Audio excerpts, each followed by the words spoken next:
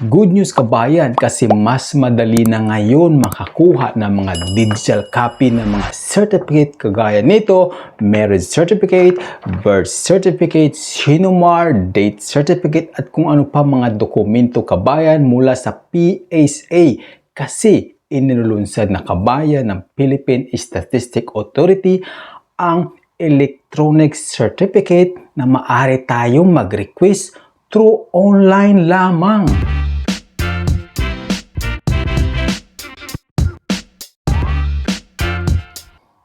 Welcome back po kabayan, this is Daz from Daz Info. Chiben, isa pong OFW based po dito sa Sudbury, Ontario, Canada. Good news po talaga kabayan, napakagandang hakbang na ginawa ng PSA kasi sinubukan ko kabayan na kumuha through online. Nag-request po ako ng marriage certificate namin, of course ng aking asawa.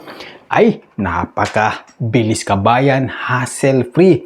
Hindi na natin kailangan pumunta sa mga branches ng PSA sa buong Pilipinas. Hindi mo na kailangan mag-absent, hassle-free. Diba kabayan? Kasi inilulunsad na nga po ng Philippine Statistics Authority ang electronic request kabayan. Through online lang ito. Napakadali kabayan, napakabilis, hassle-free. Hindi mo na kailangan bumiyahe kapag halimbawa nasa probinsya ka at ako ngayon na nandito sa Canada ay hindi na natin kailangan pumunta sa anumang branches ng Philippine Statistics Authority. Kaya naman ituturo ko po in this vlog kung paano kumuha ng mga certificate natin at kung ano-ano pa mga dokumento sa Philippine Statistics Authority kabayan. Tara na! Let's dive in. At sa Google kabayan, i-type nyo lang po ang psahelpline.ph. Okay? At di po tayo mismo mapupunta sa website na psahelpline.ph. At dito po nakalagay PSA Birth Certificate Online Application and Delivery. Tandaan mo kabayan, meron ding delivery option. Okay? Nationwide at kahit international delivery kung gusto mo makatanggap ng physical na kopya mula mismo sa PSA. Ito kabayan kasi ano lang ito, electronic copy. Ako lang po ang nag-print nito. Kung gusto mo ng physical copy mula sa PSA mismo, i-click nyo lang po yung delivery option. Merong nationwide at saka international delivery. Mas mahal ng konti, 365 po yung delivery. At meron ding DFA apostle kabayan kung gusto mo ng mga dokumento mula sa foreign affairs. Okay, i-click nyo lang po kabayan ang link na iyan. Okay, so in this vlog ay susubukan ko po kumuha, tuturuan ko po kayong kumuha ng e-certificate kasi hindi ko na kailangan ng delivery kabayan, hindi ko na kailangan ng physical na kopya mula sa PSA. Okay? So, kagaya na sinabi ko, merong maraming option. May milang kayo kung anong gusto nyong i-request. Birth, marriage ba yan, death certificate, sinumar sa mga gustong mag-asawa, at saka date certificate, at marami pang iba kabayan. Okay? So, in this vlog, susubukan natin kumuha ng marriage certificate. Tuturuan ko po kayo. At dito nakalagay kabayan, okay, ang presyo ay 290 PSA e-certificate. Download at digital signed copy. Tandaan, tamper-proof po ito kabayan at meron pong ayan, QR code. Mabe-verify po siya kabayan kung ito'y fake o hindi. Okay, at meron din kailangan kabayan verification po ito. Okay, i-click nyo lang po yan sa baba. I-down scroll mo yan. Sa baba ay nakalagay po dyan kabayan. I-accept nyo lang po yung terms and condition. Okay? Ayan. Click mo po yan. At click mo rin yung sa baba yung I consent. And then i-continue nyo lang po kabayan. So pagka-continue ay mapupunta po dito kung sino ang nagre-request. Okay? Mamimili kung father, mother, son, daughter. Okay? In this case, ako po mismo ang magre-request myself at i-continue nyo lang po, kabayan. Okay, tandaan nyo po, meron po itong verification sa mga nagre-request na mga e-certificate. Okay, pagkatapos nyo pong magbayad at i-continue nyo lang po yung kabayan. Okay, ayan na. Pagka-continue ay, okay, itaas nyo lang at dito yung details about your marriage. Kung kailan po kayo ikinasal, madali lang naman kabayan. Month, date, saka year, kung saang bansa kayo ikinasal, province, okay, at saka municipality kabayan. At pagkatapos, i-continue na lang. Okay? So, scroll down na natin at dito naman, husband details. Okay? Siyempre, madali lang kabayan. This is personal information. So, pangalan ng husband at saka apelyido ng husband, of course. Sa bandang baba, tandaan nyo, kung merong dugtong na pangalan, kagaya ng mga De La Santos, okay, ay paghiwalay nyo po yung kabayan. Hindi dapat merong space, hindi one word yung De Los Santos kagaya nung sa picture sa halimbawa, no. Dapat merong space D tapos Los. Hindi one word na De Los Santos. Ano, okay? Dito naman is wife details. Tandang kabayan, sa wife ay pangalan ng inyong wife noong dalaga pa siya. Okay? Maiden name ang ilalagay nyo po.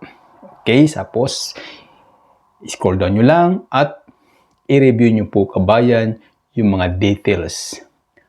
Marriage details, pangalan ng husband, pangalan mo, kung ikaw nag-request na husband, at saka yung wife mo. At i-continue kabayan. Dapat correct yung mga pangalan, okay? Dito naman, ayun, napakadali lang din.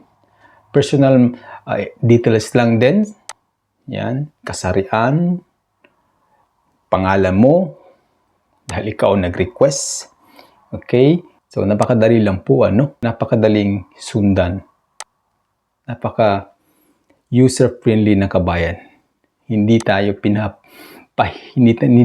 na tayo pinapahirapan pa. Birthday mo, tapos yung mobile number. Okay? At saka importante, email address kabayan. Lalong-lalo na kung ang request mo ay e-certificate lang. Okay? Hindi yung physical mismo. Yung ikaw na mismo ang magpiprint sa labas. So, email is napaka-importante kasi isi-send nila sa iyo yung kopya na kagaya nito. So, dito maimili lang kayo kung anong purpose na yung request, ano? So, kagaya sa akin, nandito ako sa Canada. So, walang option na ganon. So, passport travel, local employment, letter registration, school requirements, foreign employments, marriage. At dito, others ang chinili ko. Kasi for abroad purposes or kagaya ng mga immigration application purposes. So, yun ang ginawa kong sample. So, kayo nang bahala kung saan nyo gagamitin yung inyong marriage certificate. Kasi meron naman tayong kanya-kanyang mga purpose kung saan natin paggagamitan. So, i-continue nyo lang kabayan. So, pagka-continue, ayan, ganoon din. Review and submit. Reviewin nyo po ang mga personal details, kung tama ba, date of marriage, ayan, mga napakadali lang kabayan. Tandaan nyo po, yung 290 na bayad ay isang kopya lang po yung kabayan. Okay, which is madali lang naman. Sundan yung proseso, ano? So, i-submit order. Dito, meron siyang QRPH, ano? Kung meron kayong OF Bank, kagaya ito, Overseas Filipino Bank, magagamit itong QRPH code. Okay? I-scan mo lang yung QR code at maaari kayong magbayad dito sa OFW Bank. Pero sinubukan ko siya pero nag-lock yung aking mobile app gawa na nagkamali ako yung passcode o pin code. Nagkamali ako ng enter. So, nag-lock. Hindi ko nagawa. At meron namang ibang option kagaya ng credit card, okay, over-the-counter payment, Palawan, 7-Eleven. So, ang ginawa ko, meron din palang GCash Maya. So, ang ginawa ko is credit card kasi nag-lock ang aking OF bank. So, ayan, pagkatapos natin magbayad, ay kailangan natin mag-proceed to identify our identification verification kabayan. Okay? So, may dalawang verification dito. Okay? I-click nyo lang dyan kung saan kayo, kung saan mo gustong unahin, Click nyo lang yan. So, halimbawa, i-click natin itong download PSA certificate. Okay? Pwede naman kahit saan. So, dito, ang unang verification is identity verification. So, any government ID na ang ating gagamitin for verification. So, pinili ko is passport. So, bago i-verify yung passport, bago i-upload, ay kailangan muna ng selfie. Okay? Magsiselfie ka ba yan? Dapat yung camera is eye level. Okay? Hindi mataas, hindi nakatingala, hindi nakayuko. Dapat eye level yung camera. Okay? Napakadali lang po. Sundan nyo lang po yung instruction. Ayan. At straight ang tingin. Tapos, kukunan ho kayo ng selfie. I-click nyo lang ho start video. Okay? So, ayan, nag-record na at bini-verify niya kabayan. Okay? At dito, at this time, ay i-upload mo na yung pinili mong government ID at imamatch nila yung picture. Pagkatapos, isubmit nyo na. Ganun lang kadali kabayan kapag nag-match na yung identification mo. Okay? So, di ba, napakadali kabayan mag-request ng mga certificate sa PSA. Okay? Kasi alam ko napakahalaga nito. Kasi ginagamit yan pag-a-apply ng mga passport at kung ano-ano pa mga transaction sa pag-abroad, lalong-lalo na kabayan. Okay?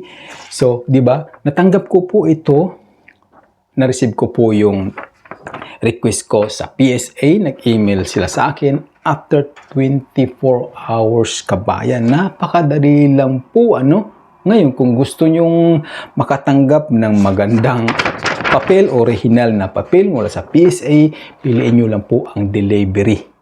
Okay? Delivery which is mahal ng konti doon sa electronic copy na ipapadala sa iyo through email, which is ikaw na ang magpapaserox, magphotocopy. Okay? So, ayan lang kabayan. Napakasimple, hassle-free, hindi natin kailangan pumila doon sa PSA, hindi mo na kailangan umabsent, o di ba, lalong-lalo na kapag kagali kang probinsya, napakahirap bumiyahi, mainit, mahal ang pamasahe. O di ba? Ngayon, dahil sa bago inulunsad ng e-certificate request through online ng Philippine Statistics Authority, ay napadali na ang buhay ng mga Pilipino. Okay? So, sana nakatulong sa inyo ang vlog na ito at kung meron kang mga komento, tanong, ay mag-comment lang sa ating comment section ng ating video. This is Daz from Daz Info TV. See you soon. Shukran!